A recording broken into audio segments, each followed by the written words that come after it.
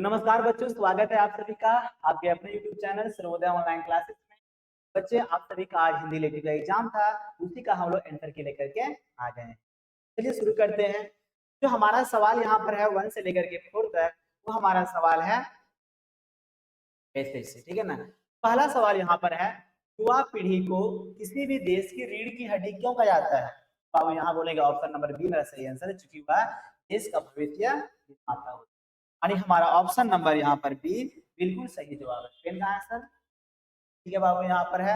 यहाँ पर हम क्या बोलेंगे सर कि हमारा जो ऑप्शन नंबर बी है वो बिल्कुल सही है, देश का निर्माता होने के कारण। ठीक है, आगे देखते हैं। हमारा अगला सवाल है, भारत को युवा भारत क्यों कहा जाता है?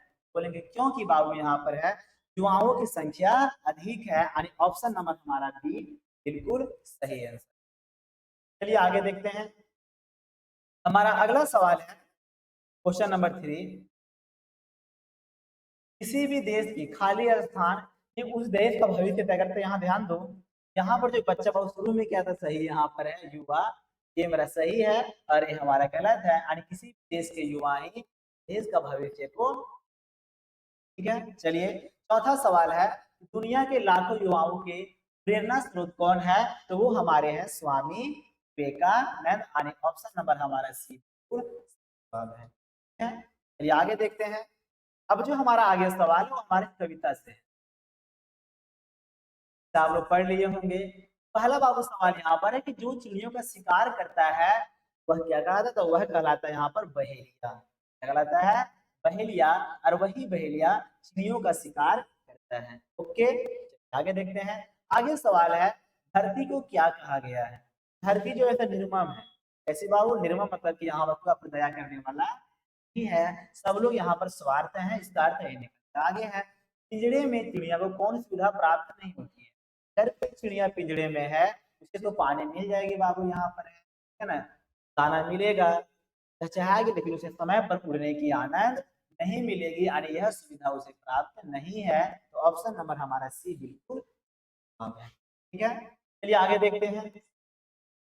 आगे सवाल है, चिड़िया को बाहर पानी के लिए कहाँ कहाँ रहना पड़ता है? अधिक चिड़िया बाहर रहती है पिंजरा से, तो उसे पानी के लिए जो है वह समुद्र में भी, नदी में भी और झरना में भी, इनमें से स्थानों पर भटकना।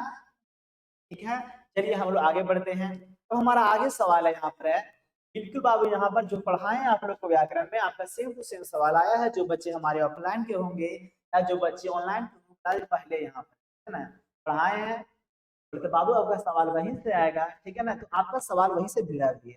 पहला सवाल है, किसी भी ताजी घटना, विचार या समस्या की रिपोर्ट क्या कहलाती है?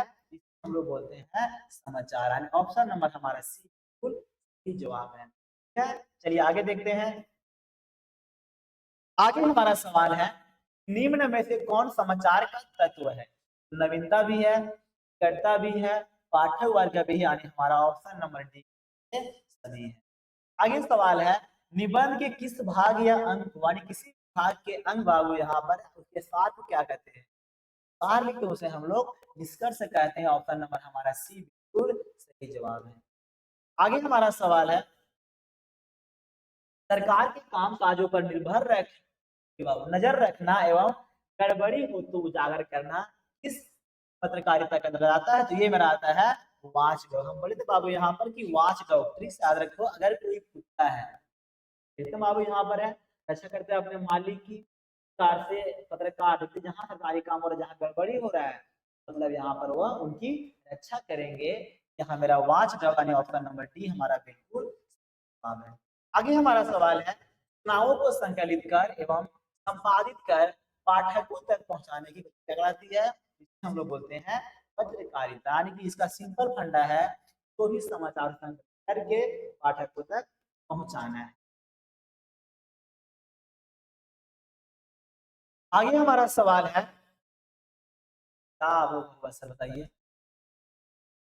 तो हमारे कविता का सारांश दिया गया है और सवाल हमारा यहाँ से है, प्रस्तुत पंक्तियों के कवि कौन है? तो कौन है बच्चे लोग? सूर्यकांत त्रिपाठी निराला।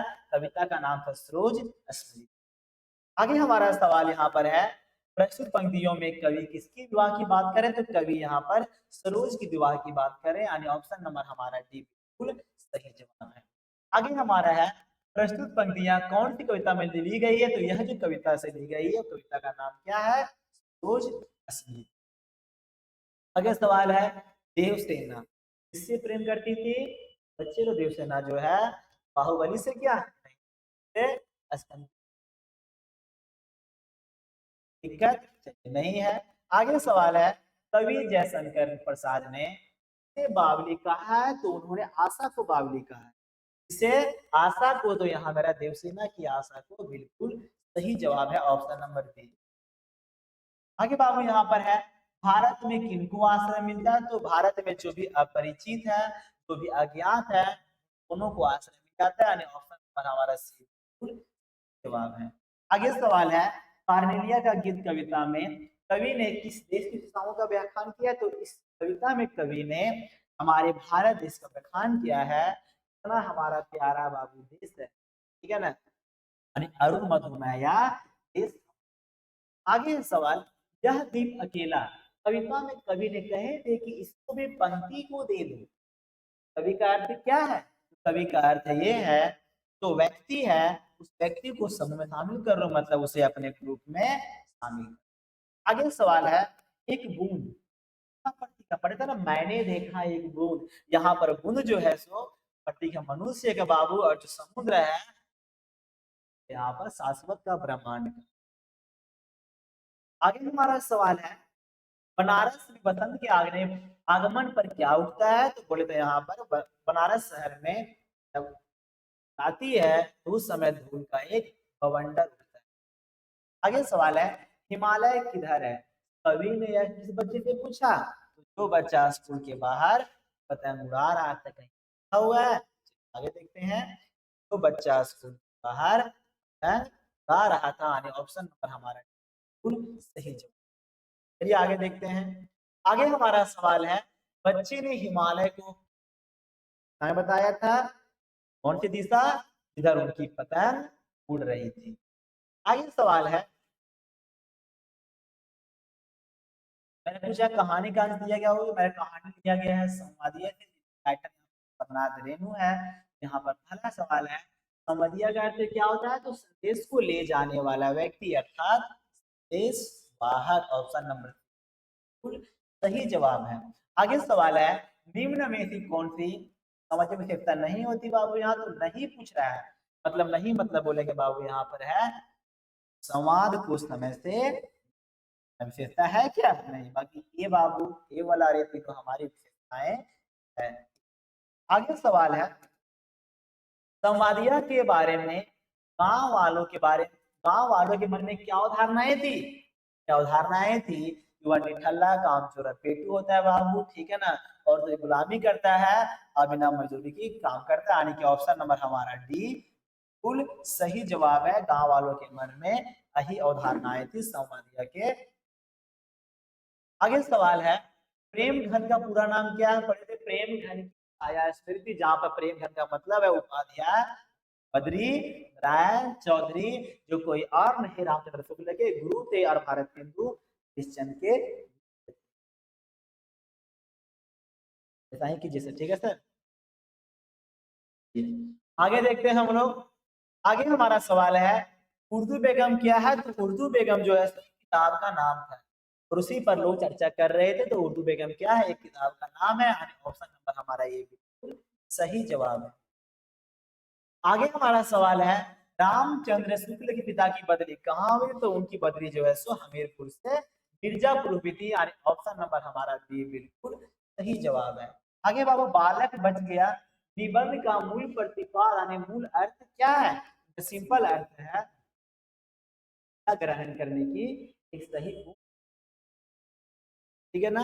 चलिए आगे देखते हैं। आगे हमारा सवाल है लेखक ने किसके माध्यम से धर्म उपदेशकों पर व्यंग किया है, उन्होंने जो है घड़ी के पूर्जे के माध्यम से, बाबू हाँ ऑप्शन नंबर सी घड़ी के पूर्जे के माध्यम से पर व्यंग किया है। आगे है भारतेंदु जी ने शेक्सपियर के नाटक मर्चेंट ऑफ वेनिस को किस नाम से अनुवाद किया, तो उसका नाम क्या था दुर्लभ बंधु। बंधु। आगे बाबू यहाँ पर लता प्रधान के बीच एक लड़ाई पड़ी थी, यह के बारे में कहा गया, तो कहा गया है प्रेम धन के बारे में, के बारे में, प्रेम धन के बारे में। इनके बाल लंबे लंबे थे और आगे में आगे बाबू यहाँ पर है, पंडित नेहरू कश्मीर में बंगले में ठहरे थे, तो जब वह कश्मीर जा रहे थे तो उस लेखक के फुफेरे भाई के, और लेखक के फुफेरे भाई के घर पर वह जो है सो ठहरते हैं, और शेख अब्दुल्ला उनके मित्र थे, ठीक है ना। आगे सवाल है, ट्यूनिस कौन सी का संपादकीय कार्यालय था? ट्यूनिस में जो है सो लोटस पत्रिका, कौन सा? लोटस, ठीक है, वहां पर एक कार्यालय। आगे है, सूरदास की झोपड़ी पाठ के लेखक कौन है? बाबू कौन है?